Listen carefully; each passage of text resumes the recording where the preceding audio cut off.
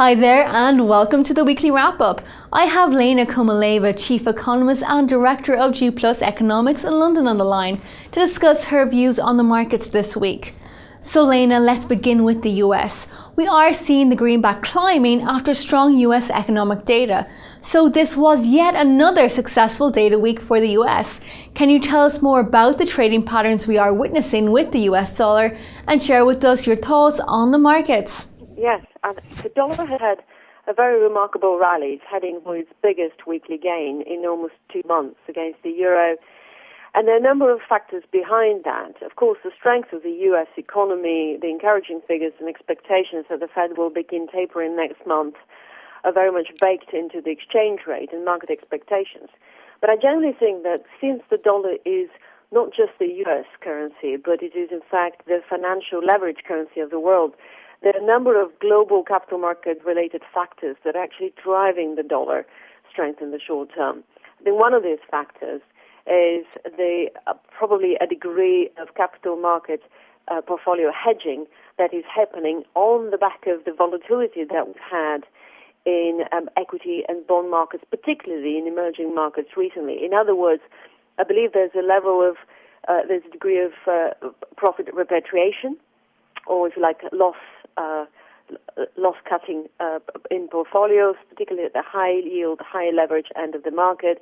And this dollar funding repatriation is giving support to the greenback to some extent. And Lena, all eyes were on Mark Carney's speech this week. So what did you think about the tone of his speech, market response, and what did you think about his comments regarding liquidity for banks? Well, the Bank of England's governor continues to face a very tough challenge managing the markets. But I must add, importantly, he's not alone among the G20 central bankers.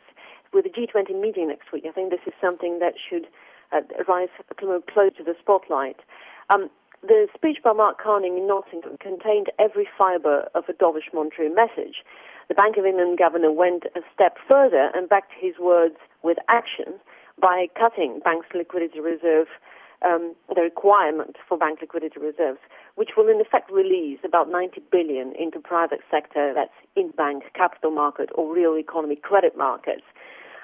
Crucially, this is a 90 billion liquidity boost that was not anticipated by the market, so therefore it was not priced into UK market rates. While it is not as effective in terms of monetary easing as quantitative easing is, it does make a difference to UK broad money supply, so long as the banks choose not to hoard this cash back at the Bank of England's vault at the 0.5% risk-free interest rate that the bank remunerates banks' deposits with. So given all this, I think the market reaction has been truly underwhelming. And sterling is a little bit weak against the dollar, but actually on trade-weighted terms, so is the whole constellation of major currencies this week. I think what's important is that on trade-weighted terms, sterling has actually appreciated since Monday, since the start of the week.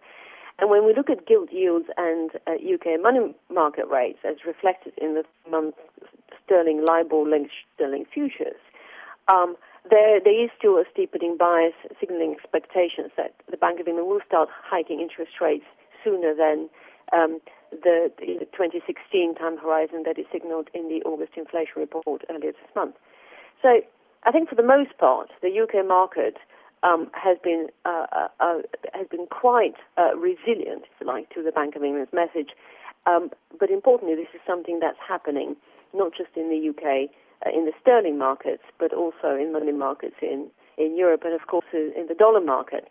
And I think that this is significant because it's not necessarily driven by expectations about economic strength. Of course, the expectations of a stronger recovery, positive numbers in front of positive signs in front of the Eurozone GDP numbers, a more healthy pace of 2-3% growth in the UK, and a self-sustained, Labour-supported US recovery. All of these expectations are there, but before tapering came onto a horizon, nobody really expected that the Fed, the Bank of England, or the ECB should be in position to start hiking interest rates, in particular, given labour market conditions across the major economies. I think we're nowhere near in the global economy a level of labour market demand that could generate wage inflation and inflation pressures.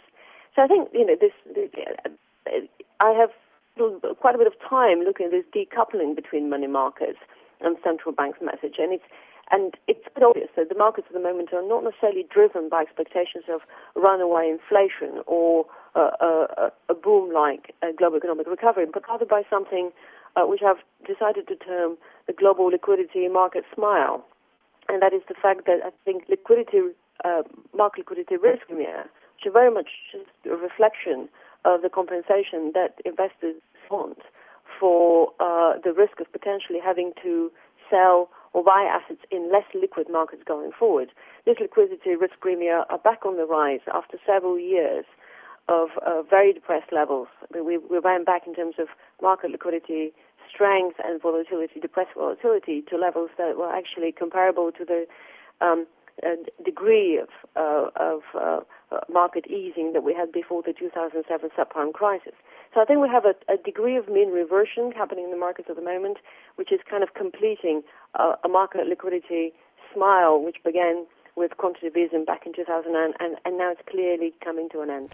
Thanks, Lena, for that. Well, make sure you also watch my interview on the BRICS today. My guest, Carlos Braga, believes the BRICS lacks the mortar for an effective coalition. So make sure you also have a look at that. Have a nice weekend.